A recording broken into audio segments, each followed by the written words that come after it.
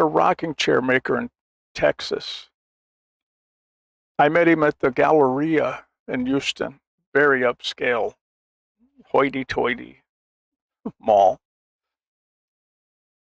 And it was at one of those, they call them a meet and greet, where you get to meet the makers of the products that this particular store sold. And my mother-in-law's accounting firm that she owned handled the business. And she also handled the rocking chair manufacturer's business. So the wife and I went. And I met the maker, an older gentleman, of the Texas rocker. Beautiful rocking chair, magnificent craftsmanship. And he told me the story of how he got started making rockers. He had a cabinet shop, and he decided to make and sell the rockers that he had been making for family and friends for many, many years. So he came up with a batch of 10.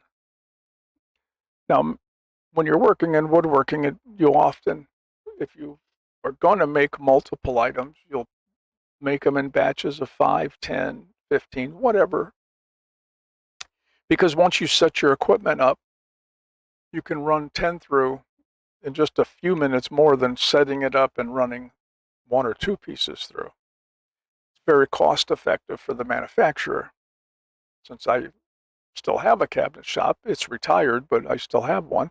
I understand. I know how it works. So he goes on to tell me that he made a batch of 10. And all excited, he put it on the front of his business. He had a covered porch all the way across. A lot of places in Texas have covered porches because the sun it'll burn the skin right off of you if you're not careful. So he set 10 of these rockers out there with a price tag of $100 each. And after a few weeks, he hadn't sold a single one. And he couldn't figure out what was wrong. Well, in a moment of frustration, he told one of his workers, pack all these up except one, pack the rest up and put them in storage.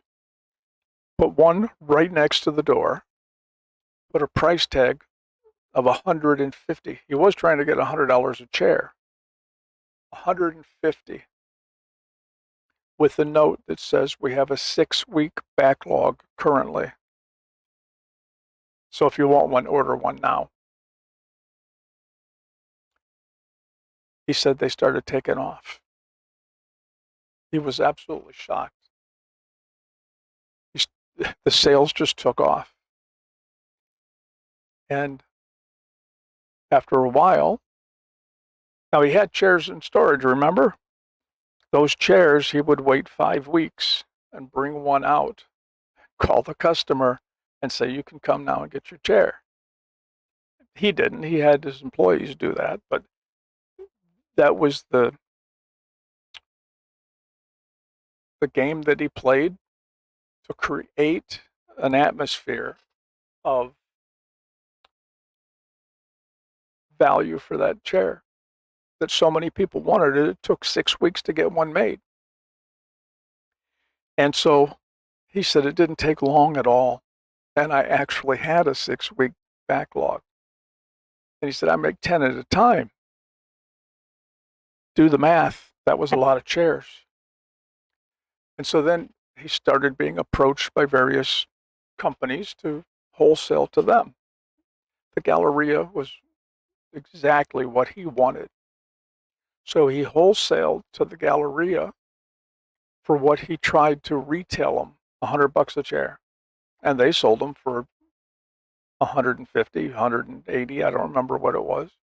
They had a substantial markup because at the Galleria, if you weren't paying high prices, then you weren't exclusive enough.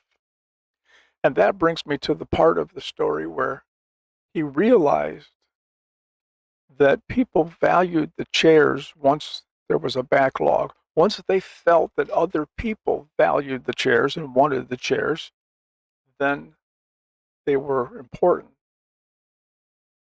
And he realized that people like that, and we're all like that, we value what other people want. Nobody wants to wear a pair of shoes that nobody buys. Now, when I was growing up, those were the shoes that my dad would buy for us at a store called This Is It, uh, closeouts. That's all we could afford. But I had clean shoes in good condition. They just weren't. I never knew what a Reebok was. I've had one pair of Reeboks in my life, and honestly, I didn't think they were that great. But that's another story. But he changed his marketing strategy, and he didn't even realize it. Because remember, I said in a moment of frustration, he was just tired of chasing the customer. And that's what he told me. I made up my mind. If I never sell another chair, I never sell another chair. I don't care. But I'm not chasing customers. I provide a good product, high quality. If they don't value it, I'm not going to mess with them. But as soon as they saw the 6-week backlog, then they understood that this was something of value that other people wanted. And people are funny creatures. When they see that other people want it, it's kind of like on YouTube. If you have 5 views on a video, people will just scan right past it. But if they look and you've got 150 views, 1,000 views, 15,000 views, they click on it just to see what all the buzz is. It's just the way, it's human nature. That once people want what other people want. And so since that's just the way human nature is, you have to market accordingly. My father told me when I was growing up, my father had a heating and air conditioning business. And he told me that if you make a customer feel special, if you stroke their ego a little bit, they will always remember you in a favorable way. Doesn't matter how the transaction turned out. If you make them feel special about themselves, they're going to think highly of you. It's just the way human nature is. And everybody wants to feel special. And the truth is, every person on this planet is uniquely special.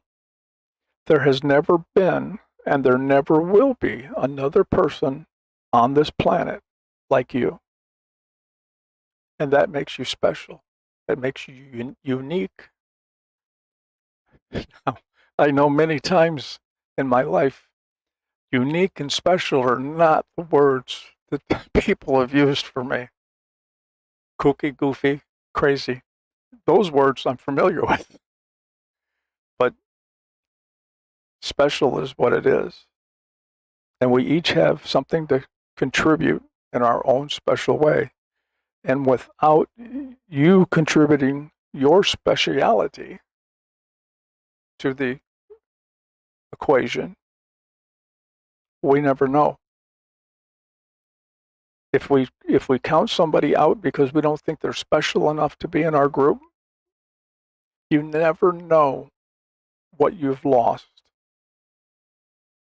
So it's important to remember that we're all special in our own special way. Thanks for listening, folks. That's my story. Though the rocking chair maker, he retired very wealthy and very happy because the business that he started took off once he realized that making a customer feel special, even if they're a little bit of a hoity-toity, and rich people can be difficult sometimes. But he disarmed all that when he realized if you make them feel special about themselves and the purchase that they're making, they'll always remember you as, I got to talk to the man that made this chair. And that gives them a story to tell, a special story. So thanks for listening, folks. Thanks for listening to my special story. I'll see you in the next one. Bye now.